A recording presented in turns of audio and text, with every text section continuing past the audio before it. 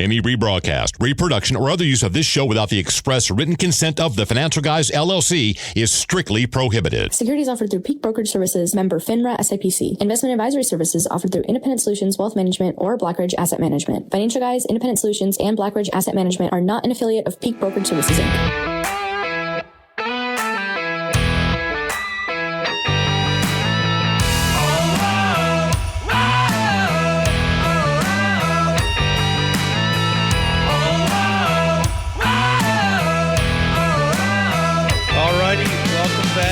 Mike and Mahailu, episode 4 already. COVID is back and better than ever, Stefan. So we're separated today. Hopefully we'll be back next week together, but we're in 2 separate offices today. That's right. I got hit with the Rona. Hit hard. You know, it's funny. I have a lot of friends and family who, for work purposes, got tested. They were positive, and they had no idea they had COVID. So everybody's symptoms are different. I mean, for me, I had a really bad flu for like 3 days. Knocked me on my ass, and then I recovered. So I'm still abiding by quarantine rules, and that's why we're separated. So that's why we're in separate studios for those of you watching our video clips. But yeah, it just felt like a bad flu. I got over it. Life goes on. That's right. That's right. Can't be held back. And you know, it is what, and that's the smart thing to do, right? From the beginning, we've said this, the smart thing to do is to, you know, take it serious. If you're sick, stay home, don't go to work, don't go to certain things. And you're doing everything you should be. I don't think you need to, you know, not see people for the rest of your life, like some of these people on the left would like, right? Or wear a mask for the rest of your life, like they want on airplanes. But you know, I think you just got to be smart and do what you do. If you've had the stomach flu, if you've had, a different virus, just be smart and take care of yourself. Right. I mean, if you had a cold or the flu, common sense tells you, stay home, don't infect others, recover, take vitamin D and vitamin C, rest and relax, and you'll be fine. And that's exactly what I did. I stayed home. I stayed in bed. It was a rough flu. I took vitamins. I recovered. And, in some respects, I'm glad it hit me now because now yours truly and my entire family have natural antibodies. We're going to live our life, not in fear. Life goes on.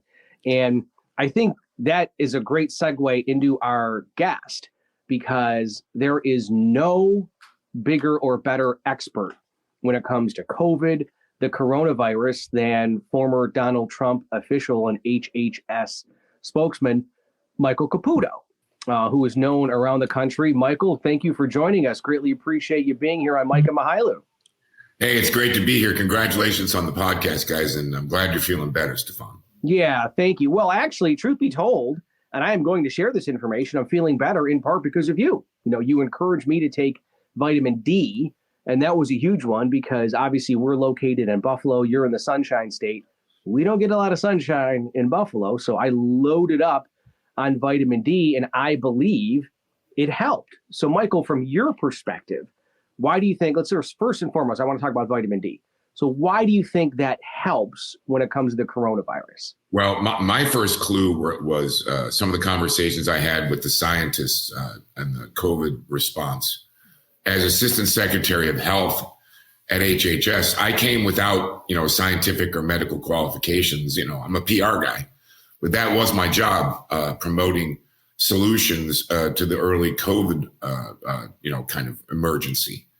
And in some of the discussions, when we were talking about, the idea of the vaccine, the vaccine was still pretty far away. It was even, we had just founded Operation Warp Speed. I was badge number 4 on Operation Warp Speed as Assistant Secretary. It was a great idea, Operation Warp Speed, an urgency process to bring the most important things to the people as fast as possible, treatments, vaccines, et cetera.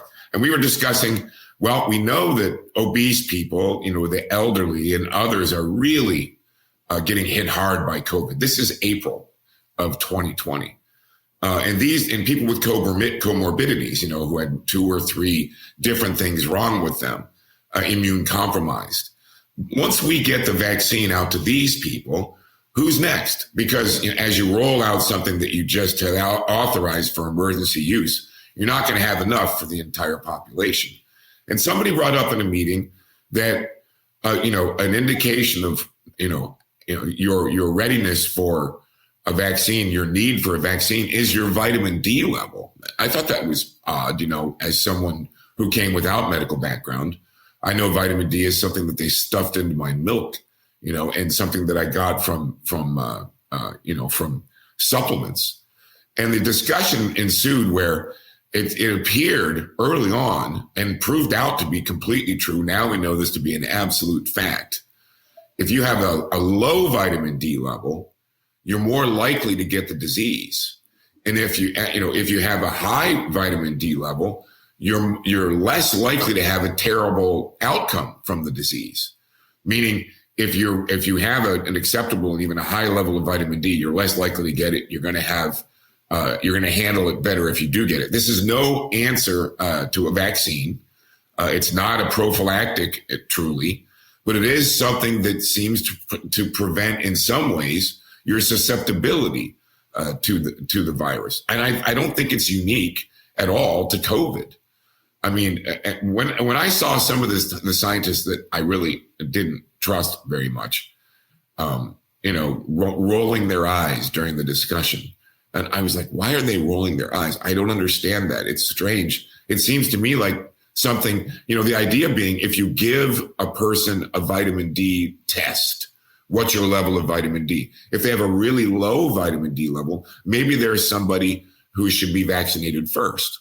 And if they have a really high vitamin D level, maybe those people go further back in the line. Of course, we never went into that. The vaccines were rolled out very quickly.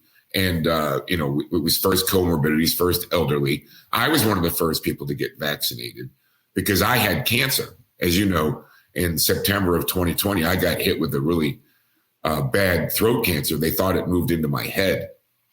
And when the vaccines became available, I was one of the first people vaccinated at Roswell Park Cancer Institute. They made that available to their patients right away. I think I was in the first couple of days of its availability. And then I had a second dose, of course, because I had Moderna immediately after that. Now, when I got vaccinated, I've told you this story, Stefan. I was like the emperor with no clothes. I was sick, and still in bed and still sleeping most of my life away. But as I got better and as I started leaving the house a little bit, I'm like, hey, I'm vaccinated. I'm going to be fine. I'm going to walk around basically without concerns. And then I eventually, my family over the summer of 2021, we moved to Florida. And we can talk about why I did that. And one of the reasons I did that is because Ron DeSantis handles COVID better than any other governor. But when I got down here, I became eligible for my first booster. The immune compromised were among the first to be boosted. In fact, I believe I was one of the first boosted in the state of Florida because I was notified that I was authorized to get a booster. I went directly to the pharmacy to get it, and the people at the pharmacy weren't even giving it. They gave me the first one. And then I transferred all my care from Roswell Park Cancer Institute, a great institution. I thank them for healing me. But I'm, by the time I moved down here, I had no evidence of disease, and I still do have no evidence. Well, and let's talk about that very quickly if you don't mind, because when it comes to your personal experience, how shocking was it for you when you received test results back when it comes to your doctors in Florida about the fact that you were double vaccinated, double boosted, the whole 9 yards? And from your perspective, there was not a single trace of a COVID antibody in your body. It was a shocker for me as a founder of Operation Warp Speed and an advocate for the vaccines. As someone who, sat with Donald Trump as he developed the idea of Operation Warp Speed, as we staffed up that organization with top military aides, I sat with my doctor at the Cancer Institute here in Florida, and they put you through a blood test and scans because they want to know how sick you are, how sick you were. And I sat with my doctor, a great oncologist, and she said, your iron levels are here, your thyroid levels are here, et cetera. And she said, and you have no COVID antibodies. And I was stunned. I said, I've been vaccinated 3 times so far. One of the questions I'm going to ask you is when I could get my second booster. She said, why would you get a second booster? It doesn't work for you. I was completely stunned. I'm like walking around naked like the emperor with no clothes for months, right? Why don't I have COVID? Why haven't I got? And let me tell you something. In the White House, you're working this close with people, and the ventilation in the White House is from the 19th century. There's no ventilation, and I'm like this with people in the White House for months, right? And then I'm in the hospital with people who were sick. After that, I'm walking around my beloved East Aurora without a mask, feeling pretty good, and still no COVID. And she said, when you get COVID, Michael, you are likely going to get very sick. So you need to come right to the hospital when you test positive. And I said, when I get COVID? When I get COVID? She said, yeah, you're going to get COVID. Omicron is really coming in. You're going to get it. So you got to come to the hospital immediately. I was stunned, because I'm as like most people, you, Stefan, nobody wants to get COVID, right? And when you get it, it can punch you in the face. Somebody who's immune compromised, you can go down really hard, right?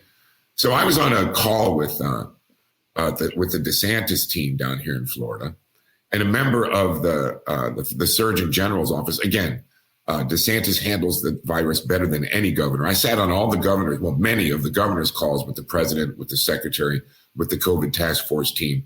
Many of them were befuddled during the early response. The only one who seemed to have a handle on things was DeSantis. It's one of the reasons we moved down here, because COVID's not going away.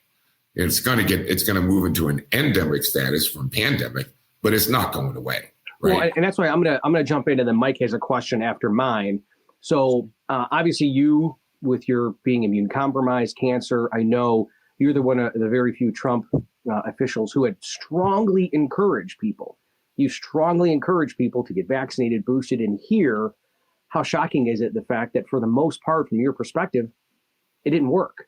Yeah. And so the DeSantis people were kind of stunned. It's ironic, really, is what it is, as a guy who toured or, went around the country on behalf of the president, encouraging his supporters to get vaccines. And by the way, getting booed at those speeches, I was stunned. And the guys in the DeSantis team, the Surgeon General's office said, Michael, now that you're immune compromised, and you are, last week, HHS approved for emergency use authorization something called Evusheld, EVUSHELD. It is a monoclonal antibody that is authorized for emergency use for immune compromised people as a prophylactic, as a way to avoid, not as a treatment, as a prophylactic. So you need to go get that now. We just got a shipment in, and here are the places where you can go get them. I went, stood in line, and I got Evusheld. And 2 weeks later, Stefan, I was giving a speech in Dallas, Texas, on behalf of the president at a fundraiser. And 2 weeks into the Evusheld shots, it's 2 shots, 1 in each cheek, and I don't mean these cheeks. I just threw up in my mouth at that thought, by the way, so let's just keep. Well, 2 weeks later, you're at maximum. It is really kicking in, right? So after the speech, I called my wife and said, everything went well. It was a nice visit. I love Dallas. And she said, Michael, the girls and I, we have COVID. Our whole family has COVID. You can't come home. You're going to get sick. And I was stunned. Again, like I was around. I didn't get COVID. I decided to come home and just stay in the, you've been to my house, Stefan. I stayed in the other side of the house. And when I was around my family in the house, I wore an N95. And we only really got together outside on walks. I never got COVID. I've still not gotten COVID. And I'll tell you, one of the reasons why is vitamin D, my friend. After sitting through those meetings at HHS and in the White House, watching these kind of questionable guys roll their eyes like, oh my gosh, another vitamin D, evangelist. I started reading up on it. And there are scientific studies out of NIH and out of the US government, the same people who are rolling their eyes at it, that prove that vitamin D is actually an indication. If you have high vitamin D, you're less likely to get it. And if you get it, you're going to have a better outcome than if you have low vitamin D. And I also discovered through a lot of the studies that I read, and I must have read 300, 400 pages of studies, that you can supplement for vitamin D. But the best way to get vitamin D is what? Sun. Go out and get sun. So I started going out, and almost immediately upon arriving here, I started it in East Aurora, actually. But when I got here, one of the things I have to do for my cancer recovery is walk. And I got to walk a lot because, after losing 120 pounds, it does real damage to your muscles. So I'm walking. And so I decided I'm walking shirtless, right? I'm in the sun. According to the studies, 15 minutes of direct sun on your torso is a tremendous way to naturally bring vitamin D to your system. And vitamin D has an important role on developing your immune system. So I'm doing this on a regular basis. I'm not out there laying in the sun, tanning for 4 hours. I'm out for 15 to 30 minutes without a shirt on, walking through my town. I apologize to my neighbors for that. I was just going to say, that's a sight to see. Michael Caputo, bare-chested. Let's go, folks, walking around. Michael Caputo. I do want to ask a question about Ron DeSantis, but first, I know Mike wants to chime in with a quick one. Let me just say one thing before we go. Sure. Also, I also just do it on the back porch. I'm in a theology master's program now. I have to do a lot of reading. I'll take off my shirt and go on the back porch. Natural production of vitamin D through access to sun is a way to keep yourself healthy. And by the way, from my perspective, and from the perspective of a lot of doctors, it is a way to live with this virus. We're all going to have to learn how to live with COVID. It's going into an endemic phase. Actually, we're going into another spike. One way to get, to stay better and keep out of reach of it, and if you get it, have a better outcome, is go out in the sun. That's it. It's summertime in Buffalo. In the winter, you have to supplement, but go out in the sun. Don't be afraid of it. And the sun itself will help you. So Michael, that kind of leads into where I'm going here. So you were on the original, I'll call it task force, right? Operation Warp Speed. You were there ready to go, learning about this as it was happening, making decisions with the team as it was happening. In the beginning, I understand, obviously, thinking about the vaccine as the answer, right? Because we didn't have any other answers and we didn't know anything back then.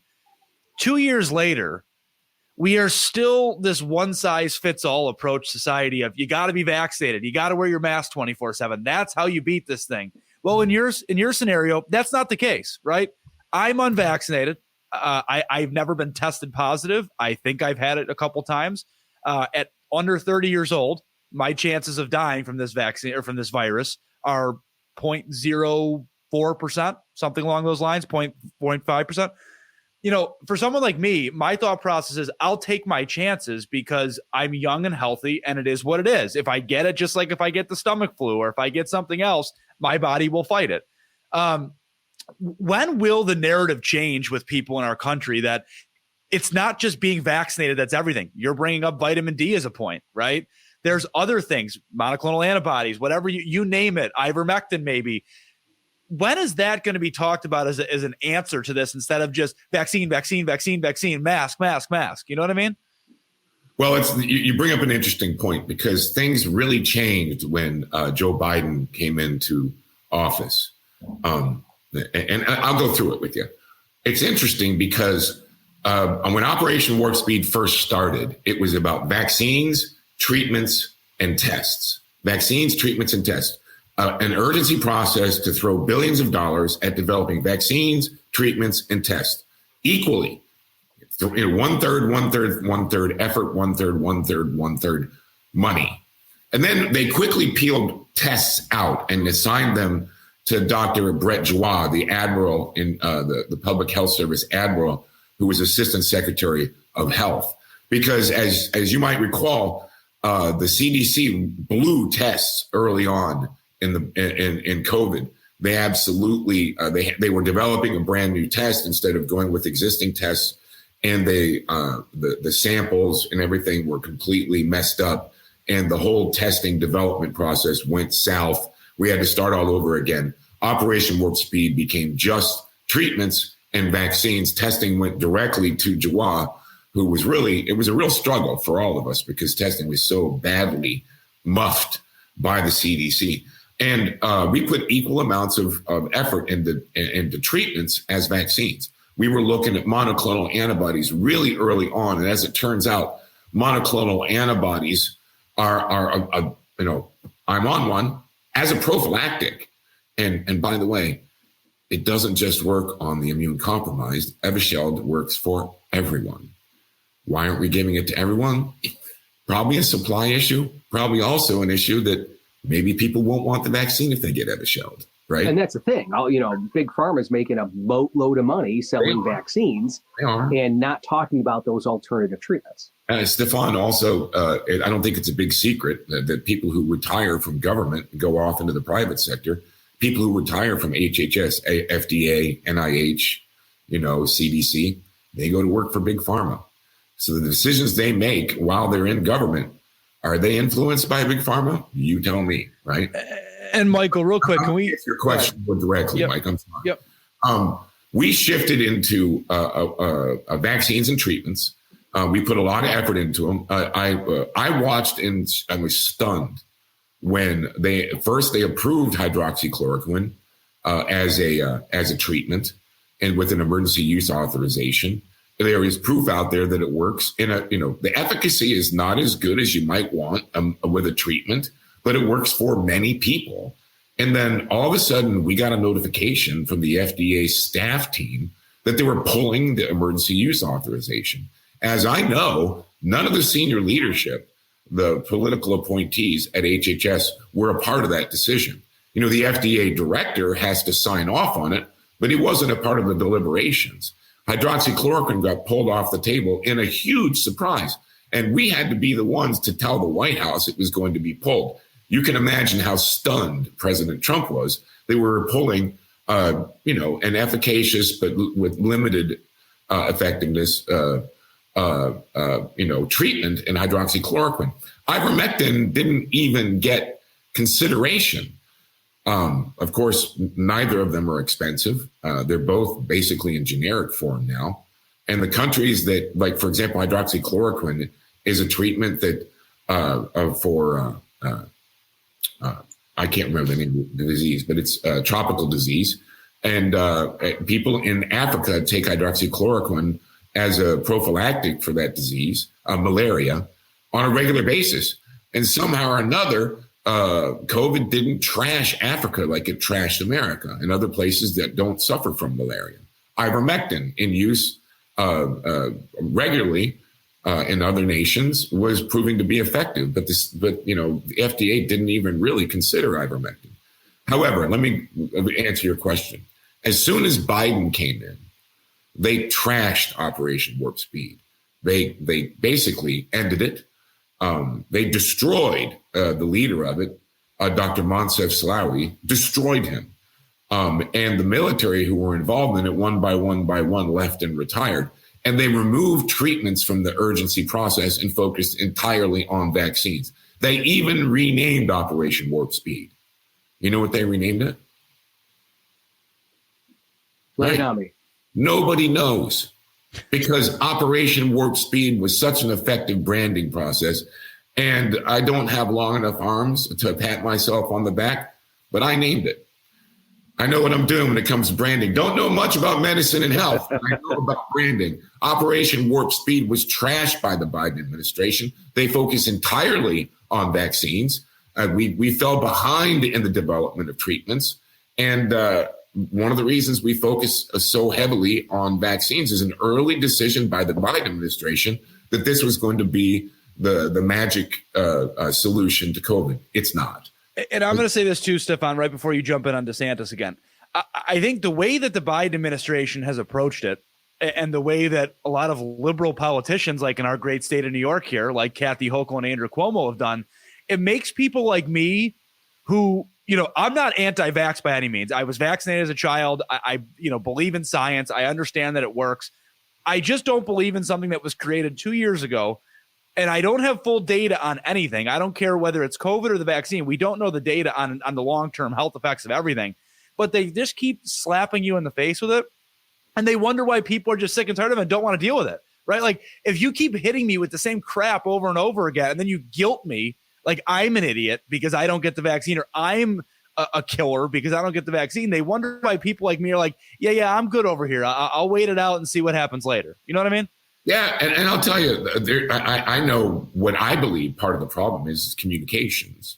As the lead communicator, Assistant Secretary for Public Affairs during COVID, I tried to convince people, and I did. And then when I got sick, they trashed the program and spent all the money on traditional communications. Public health communications for 100 years has been based upon the idea that a little white lie is okay as long as the public moves in the direction that we need to make sure everyone is well. A little white lie, like, for example, masks don't work, and then suddenly they do, right?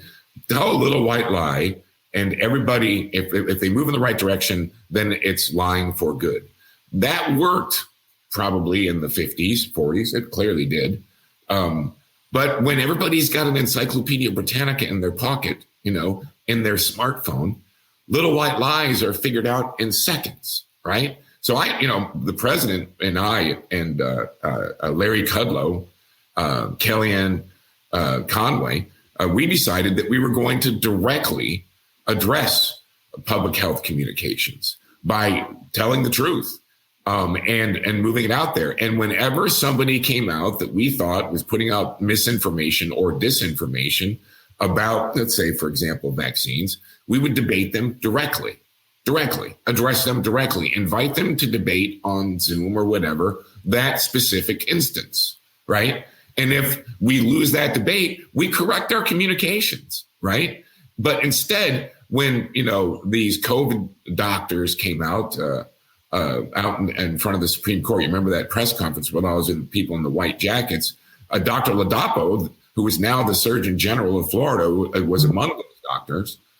They trashed them for things that had nothing to do with COVID and going back in their past and finding ways to discredit them. That's how they communicate public health. They don't give us full information on the downsides of the vaccines. They refuse to do it. Why? The CDC says because people might use this for misinformation. In fact, we need all the facts. We can't get all the facts. And that contributes to people like you, Mike, who just don't trust public health communications. And you have good reason not to, because they're intentionally not telling you everything. That's a shame. It's a shame. They're also giving us the misinformation, Michael. For example, Dr. Fauci in February of 2020. Oh, yeah, we don't need masks. Are you kidding me? Masks don't do anything. 2 months later, everybody's got to be masked, right? CNN doctors, Fauci, you can't spread COVID if you get the vaccine. If you get the vaccine, you can't spread it. You can't get it. Well, guess what? You can and you can, right? Like, they're the ones giving us the misinformation. We don't have to worry about trolls on Twitter like Stefan and I, right? You guys, not you, but you guys, Dr. Fauci, Walensky, you're giving it to us. We don't even have to create it. Right. No doubt. We know now, and Fauci said it. I know Tony Fauci. I've spent a lot of time with him. He cooked me breakfast once. I like the guy. I mean, I know people hate him. I just, Dr. Fauci, by the way, chaired my second opinion panel for my cancer. He organized a group of doctors to interview all my, my first opinion on treatment and my second opinion. I mean, Dr. Fauci called my GP to interview her about my condition. So, Dr. Fauci had a role in my healing. So I have a different opinion of Tony Fauci than many people do. But he admitted as much on television that when he said that we don't need masks, it's because we didn't have any masks and they thought people would hoard them. But see, that's 1950s style public health communications. A little white lie will help people move in the right direction, right? So that we do the right thing. About the vaccines, if you get the vaccine, you can't pass it on. I got to tell you, I'm a little confused by that. But I think the confusion comes from the fact that we didn't know. And yet they said with great confidence things that they didn't know. And that moved people to get vaccines. We heard from, I guess it was Tony Fauci or somebody else. They were talking about lockdowns in Shanghai. This was a recent interview with somebody from the COVID task force. And they were talking about these lockdowns in Shanghai. And are they going to start doing these lockdowns in the United States again? And that person said, we do lockdowns in order to get people to be vaccinated. To me, that sounded like 1950, right? The fact of the matter is, If people choose to be vaccinated, they will be vaccinated. Mandates don't work, lockdowns don't work, and lying doesn't work. And I encourage people to get vaccines if their doctor says they should. If you don't want to get one, God bless you. I think that's your personal decision. Same thing with masks. But one thing we should mandate vitamin D, by the way. Lock everybody down and give them glasses of milk, because it does work. For 15 minutes of sunshine. But before we wrap up the COVID discussion, because I want to go to a rapid fire and a lot of other topics too. I was at a funeral recently for a beloved Franciscan friar, and every single Franciscan, when they join the order, they have to fill out a form of who they want to celebrate their funeral, do the readings, the homily, and this form says, on the occasion of your death. Now, it doesn't say if you die. It doesn't say maybe if that comes around. That's very definitive. On the occasion of your death. So the last point I think we want to make on this one, isn't the overall message, live your life? Yeah. We're going to die of something someday. So why live in fear about a disease that for the most part is the common cold or the flu? That's true. Stefan, I'm in this master's program for theology. People look at me and say, you're doing what? I have a lot of questions about life after they tried to put me in prison and failed because I did nothing wrong with the Russiagate hoax. And then I got cancer and didn't die, even though some people said that I would. I got cancer that was supposed to have moved to my brain, and it didn't. I have a lot of questions about why, right? So I'm in this master's program in theology, and my first class was on C.S. Lewis, a great author, not just an apologist and a theologian, but also the author of the Chronicles of Narnia, a great series, which I was thrilled to know that it was going to be a part of the class. I felt like I was 12 again. But one of the things he said in a letter that he wrote about living in an atomic age, he wrote this in the 50s to a friend. He said, should we all live in fear because the atomic bomb is out there? We all have an appointment with death. We all do. We all have been condemned to death. The question is when it will happen, and you hope that it's not a horrible solution. But in reality, he says, how do you meet the atomic bomb? Hopefully you meet it reading to your children, having a pint, playing darts with your friends, living your life and being happy. That's truly the answer, I believe. C.S. Lewis got it right. How do you live with COVID? You live your life happy, and maybe serving your God, or perhaps serving your community, being with your children. And another thing, I attended a lecture the other night, which happened to be on C.S. Lewis and courage. And the professor quoted another thing that C.S. Lewis said, and I'll look at it for a second. He said something on the lines of, ultimately, no amount of precautions can truly navigate our fears. We understand that as deeply as we can in our souls. We know that. That kind of knowledge is deeply inscribed within. We know this. And fear, unfortunately, breeds hate. Fear does not breed courage. We need a nation of courage. And courage is born of different things, but it's not hate and it's not fear. And ultimately, no amount of precautions are going to make us courageous people. And ultimately, hiding in your basement to meet the atomic bomb is just no way to live. And Stefan, if I could start the round table a little bit, because this is still partly COVID, but it's more of a rapid fire question. Michael, I'm sure you saw what Tony Fauci said. This is going to come out next week, so people will be like, that happened last week. But you saw what Tony Fauci said yesterday about the CDC should have more power, essentially, than the Supreme Court should. Yeah, I saw that. I disagree with Tony Fauci on that. Yeah, and that's where it gets frustrating, where these, and I'll call them the leftist politicians, not that he's a politician, but they keep coming back and they keep hitting us with this stuff like, well, you don't know any better. See, you're not in science. You're not an attorney. You don't get it. You can't make decisions. That Mark Polencars does it here in Erie County all the time. Like, we're the idiots. He knows everything and we're the morons, right? When is it going to be that the Constitution works the way it should, the Bill of Rights works the way it should, and these people stop taking, and our three forms of government, right, start working the way they should, and these people stop putting their opinion and putting their rule on us all, because people are fleeing New York. You did it yourself, right? People are fleeing California. They're going to DeSantis run states, right? When are these people, the Dr. Fauci's, the Polenkars, the Hokels, the Joe Bidens, the Kamala Harris, when are they going to really wisen up and learn, like, yeah, we got to stop treating these people like they're peasants because it's not working? Never. That's a good answer. Never. Right, there you go. It won't happen. This is what happens. And I'm not picking on Fauci. Maybe I'm picking a little bit on Polenkars, but that's because I like that. But, in the end, the people who are in the bureaucracy, the lifers, they want more power, not less. And they often forget the nation that our founding fathers created, that the people have a voice in these things, and that the bureaucracy itself does not control society.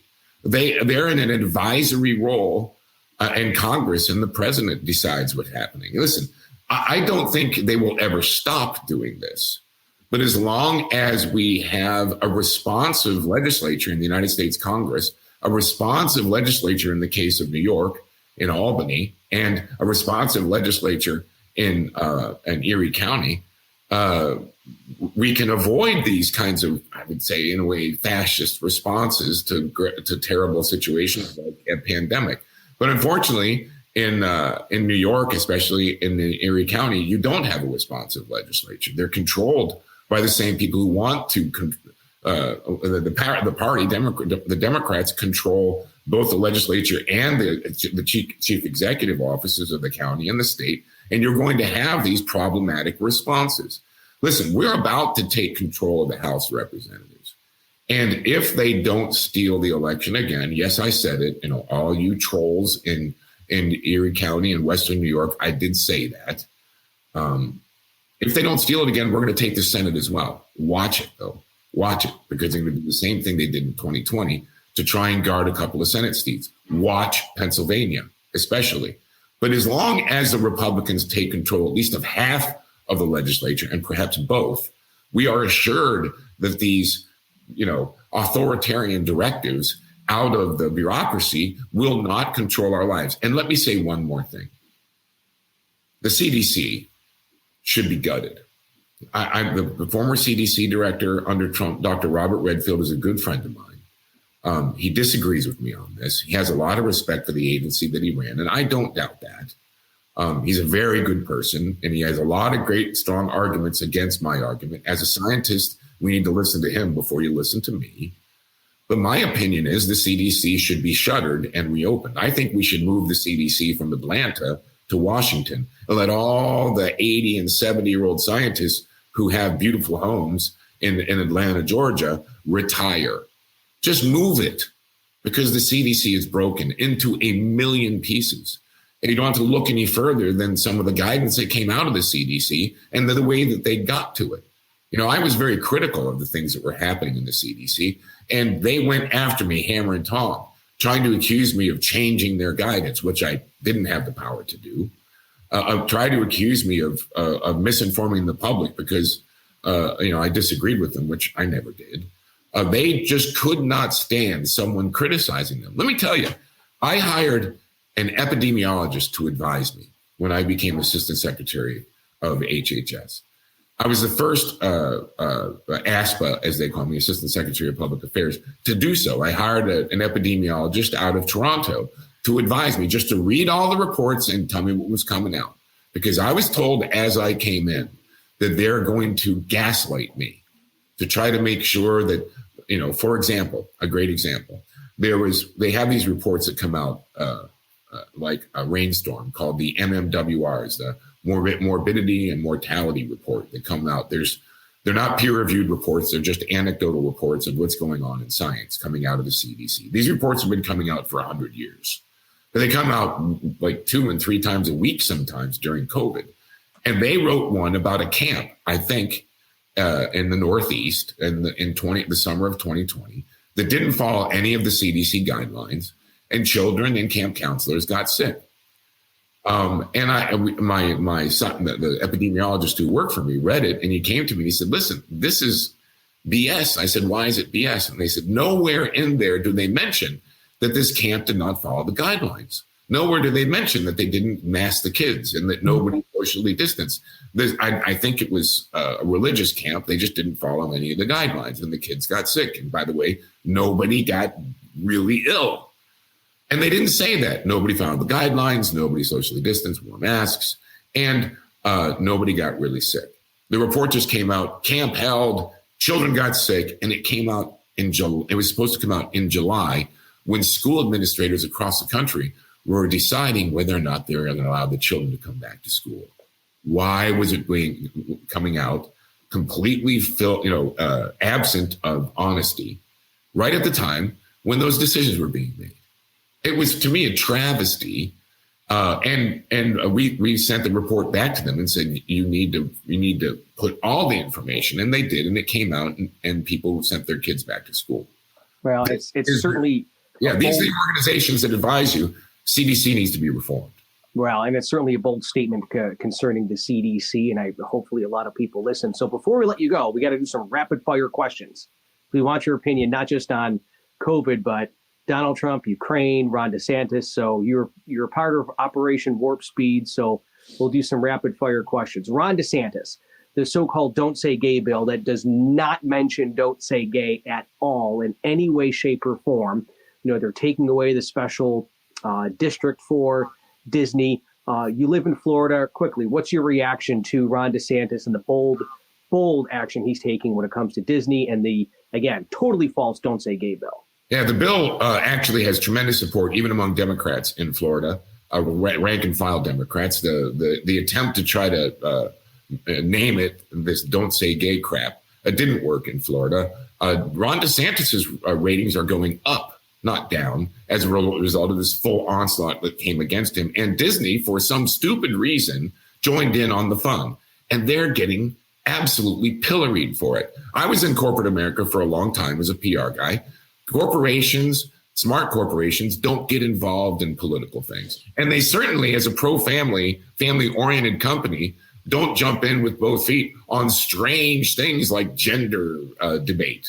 They leave it to the politicians to debate that stuff. Disney is suffering for it. I'm not showing my kids Disney products anymore. We're not buying Disney products. It's a shame because we loved it. My children went to Disney once and they're not going back again. And that's a shame. I think Disney lost and Ron DeSantis won. And all they did was empower him more. Also in Florida, your very good friend, former President Trump. I know you've seen him somewhat recently. He's in the Florida area. I mean, what's your gut feeling? Do you think your gut feeling? Do you think President Trump's going to run again in 2024? They threw a party for my birthday in late March at Mar-a-Lago, and I talked to the president, and he's leaning into it. He definitely is. I asked him point blank, "Are you going to do it?" And he said to me the same thing he says to everybody: "I think you're going to be happy, Michael." Now, let me tell you something. You look at Joe Biden and you think somebody at his age should never be president of the United States. He's basically drooling through the presidency. Donald Trump has lost weight. He's sharper than he ever was. He's on top of everything. He's finally had a chance to relax. He's been out of the presidency now for over a year, doing the things that he loves, golfing every day. And he's ready, tanned, rested, and ready. Whether he wants to or not, I know friends of mine who are close to him as well say that he truly hasn't made his decision yet, but he will directly after the midterms. At one point, he told me that if we win the House and the Senate, he is definitely going to run. If he wins the House and not the Senate, he might run. If we don't win any control of Congress, he won't run. That just makes sense. Let me, I want to get back to Biden before we let you go in a second, but I'm going to put you on the spot. Trump runs, DeSantis runs. Where do you lean? I lean toward absolute and metaphysical impossibility of that situation. Ron DeSantis not run against the president of the United States because Ron DeSantis is young. He has an incredible future. He can be president in the future at any time. He's still got 20, 30 years to run. He's not going to run a suicide campaign against the former president of the United States. This is Donald Trump's nomination if he wants it. You may see some continual suicide runner like Chris Christie run against him.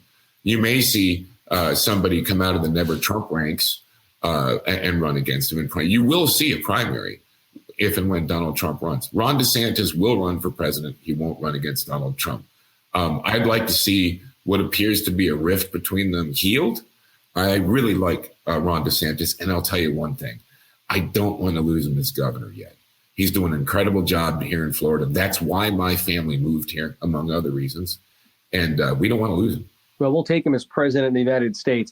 Hey, last question for you before we let you go. I know the radical left and woke when it comes to doxing and putting your personal name out there is very, very trying on so many different levels.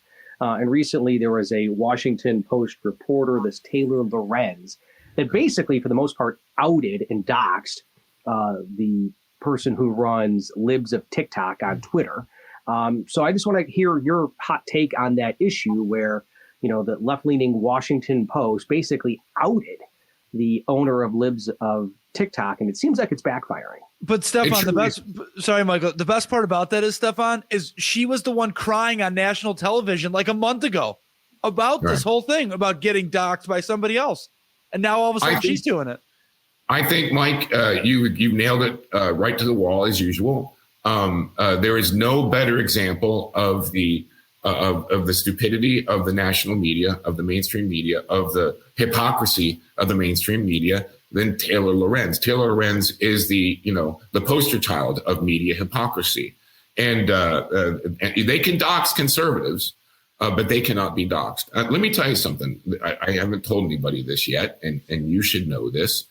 The Buffalo News notified me yesterday that they're running a hit piece on me this weekend regarding the firing of the former vice president of public affairs at Roswell Park Cancer Institute, Laura Krolchik, who openly on her Facebook declared as a public health official that Trump supporters should get COVID. She did that in March of 2020. I put that on my social media.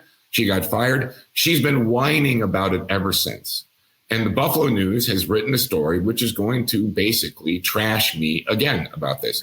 I told the Buffalo News that she's also, by the way, interviewed at your old alma mater, Stefan, WGRZ. She'll be appearing in the run-up to the Buffalo News story as well.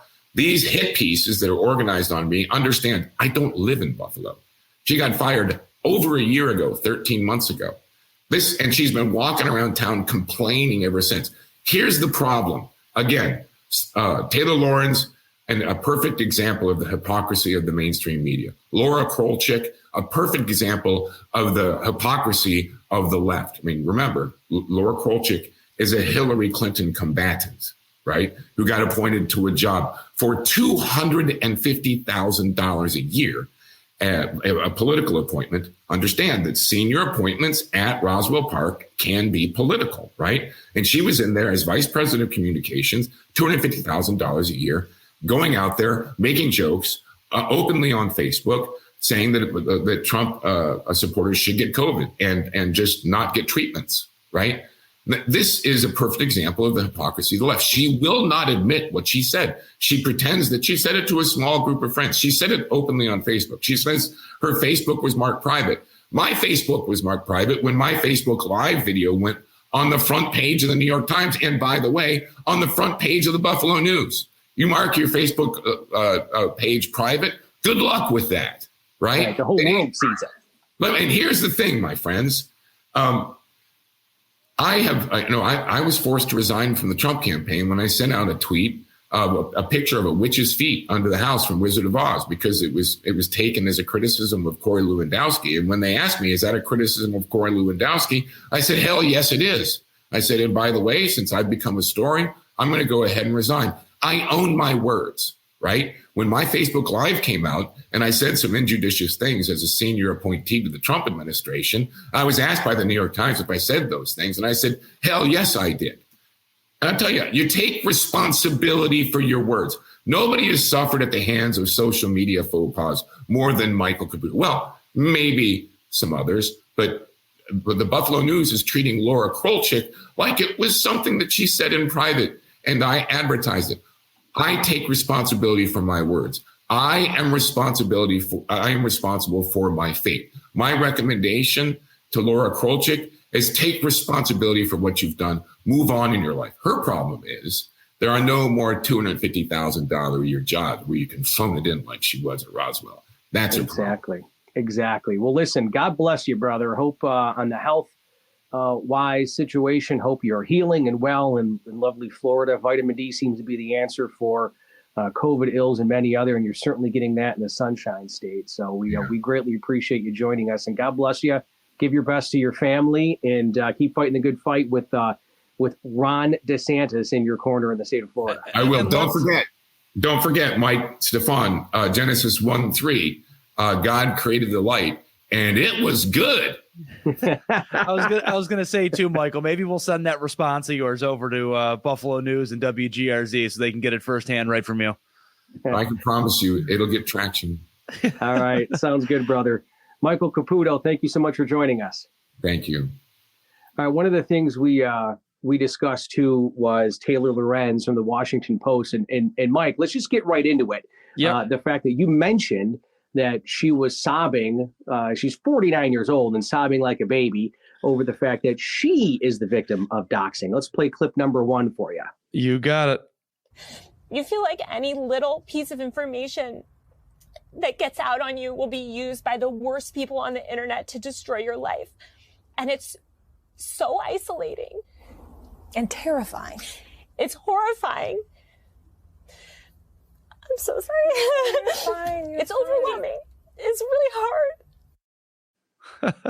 Okay, so that's Taylor Lorenz, Washington Post reporter, talking about her getting heat over the internet. And on clip 2, she's actually whining and crying about the media. And listen to how tough she is on the media when they dox people. Clip number 2. Real quick before clip number 2, Stefan. And I'm going to go uncensored here. You're totally full of shit when you have to fake cry and then your interviewer fake cries with you. Yeah, that's how you know you're totally full of shit, right? Yeah, that's pretty bad. But that's horrible. So, but it gets even better, Mike. It gets even better, the hypocrisy. So let's play clip number 2 where she blasts the media for doxing people. Puts his full name in the story, 0 comment from this man. After this whole article gleefully encourages this online harassment and doxing campaign, they literally use him to sell West Elm furniture through affiliate links. Once again, commercializing a harassment and doxing campaign. I think the media needs a total wake-up call in the way that they cover online harassment, and this is just the latest example of it. And reporters should be adding nuance, not just piling on. Okay, that's an interesting take from the Washington Post reporter and what she did to libs of TikTok. It's insane. And now libs of TikTok, so for folks not familiar with it, they basically just show liberals, woke radicals, and it's their words. It's unfiltered, it's uncensored. And I believe clip number 3 is a bunch of college professors basically trying to make pedophilia common and saying that, wait a minute, we shouldn't call them that because it may hurt their feelings. And they're actually claiming that children, may be engaging in sexual activity with predators and pedophiles. And here they try to normalize it. Let's play that clip. Also, if young people are initiating sexual activities with adults or enthusiastically involved, we can't be effective in working with them if we assume that all such relationships start with a predatory or criminally inclined adult. What? What?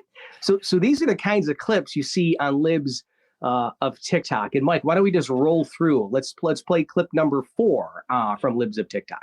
Here is Madison Cawthorn's definition of a woman. X chromosomes, no tallywhacker. And this gives me a chance to talk about biological essentialism. First of all, it's not true.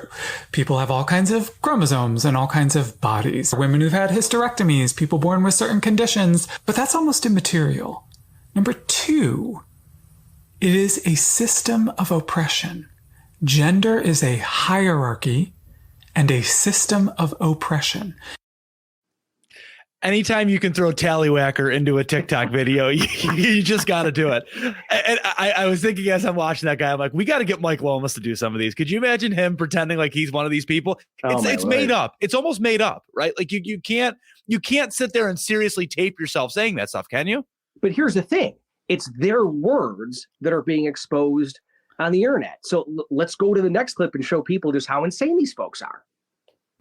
The most controversial way I teach my kids consent is that they all choose their own gender identity because it's every person's right to be who they are. It's that simple. Okay, that's a teacher. And now the last clip is absolutely shocking because it's a teacher who actually says, and the groomers on the left, these woke radicals say, no, we're not grooming kids to be sexually active and talk about trans issues. But listen in our last clip what this teacher says about teaching kids of any age about masturbation. Like get down with yourself, explore your own body. Masturbation is really healthy, and I recommend it to people of all ages. All ages. As soon as my nephews could talk, they were doing that. That's what they were doing. Kids touch themselves. Kids start to ask questions, and we teach them the language for their bodies, right? That's your nose, touch your nose, show Aunt T, you can touch your nose. But my sister's not saying that when they're tugging at their penis, right? But it feels good, right? Heroin is good for you at any age. My kids do it at age 3. It's great. Like that, it makes no sense. Like who would kids, again, I went back to my example from the other day. Kids don't know what they want for dinner, or like, hey, do you want the purple Huggy drink or do you want the blue one? That's like the biggest decision of the month. You think kids are really going to grasp and understand that concept? Well, and here's the thing too. So when it comes to libs of TikTok, they're the ones who are basically exposing all of this. And so that Taylor Lorenz from the Washington Post, what does she do? She was sobbing and crying about being doxxed, complaining and actually holding media accountable for doxing others. And what did she do? She doxed the libs of TikTok, Amazon-owned left-wing Washington Post, and basically outed the person who runs that website, and then is complaining about the fact that she's now taking heat online. And all libs of TikTok is doing is basically holding up a mirror. These are their videos, their words. And they're the ones now being criticized by the left-wing media for exposing this. It's insane. It's honestly mentally ill, right? It's mentally ill that less than a year, or less than 6 months ago, she could be bawling her eyes out in that video. And then here we are, and she's doing this to somebody again. And again, the shame of it is she's never going to take heat for this, right? It's going to be the libs of TikTok lady that takes the heat. She called in a Tucker Carlson show the other day. That woman's going to be the one that takes the brunt of this story. And Taylor Lorenz probably will never see the day to take the brunt of it. And I hope that people are waking up and understanding that this is the mental illness that we have going on in our country. This is the lunacy that we have going on. I don't know that a lot of people will, though. And the reason why they're melting down is because finally they're being held accountable. And think about the way they're being held accountable. It's their own words. All this Twitter handle is doing is taking their own words, their own videos, and basically showing that they are woke radicals who want to groom 3- and 4-year-old children about highly sexualized issues, trans issues, when if that discussion is going to take place with a child, that should be between a parent and a child, not a teacher, not a part of a curriculum, and not part of a school district to indoctrinate our kids on critical race theory or issues of sex. And it's driving the liberals crazy because all the libs of TikTok is doing is showing their hypocrisy and showing, quite frankly, their craziness, and they're melting down. Let me ask you one question, because you've been in media, and then we'll wrap up. What you saw there with Taylor Lorenz crying and making this sob story for herself a few months back, she knows that video's out there, right? Like she knows that she had that less than 6 months ago out on mainstream media, right? And that when she goes and does this to somebody, it's got to come back to her. Like she's smart enough to realize that, right? Or does she not? They don't care. That's the thing. They don't care because when you're part of the left-wing media establishment, they know they protect their own. She's not going to take any heat from the so-called mainstream media because they will protect their own like her. But thankfully, there's conservative outlets like us, like libs of TikTok, like Tucker Carlson, like Fox News, that basically holds them accountable. And it's a new day, thank God, that we have multiple outlets like this podcast, like Twitter, like Facebook, like social media, where we can basically combat that. But it goes to show you the horrible hypocrisy of the left, where they will tear people down, dox them, go after conservative outlets. But yet when the tables turned and they're held accountable, they literally bawl on national television, suck their thumbs in the fetal position and whine and cry about the same exact thing that they did to others. We're going to wrap it right there for today. That was a lot of good stuff. Thank you to Michael Caputo, obviously, for coming on with us. That was a lot of fun. Maybe we'll get into the Twitter and the Elon Musk stuff. We'll see next week if there's anything more out about that, if he's buying it or not. And we got a couple great guests lined up over the next month or so. So we're just going to keep this thing rolling. And Stefan, as always, that was a good time. And I look forward to doing it again next week with you. Amen. All right, folks. Thanks for tuning